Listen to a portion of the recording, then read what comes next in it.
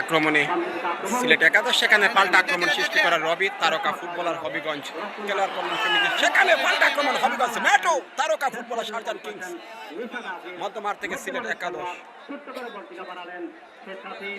অনুকূলে, সেখানে রিয়াজ সুনারঘাটের সন্তান, সেখানে শারজান কিংস।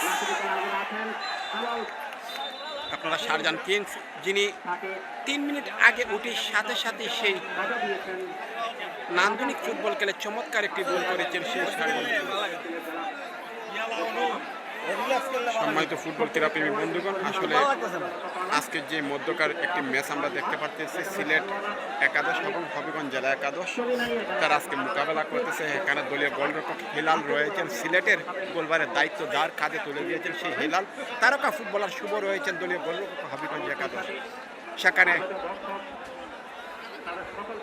দলীয় অধিনায়ক আঙ্গুর, সিলেট জেলা দলের অধিনায়ক আঙ্গুর শট নিচ্ছেন। তো সম্মানিত দর্শক,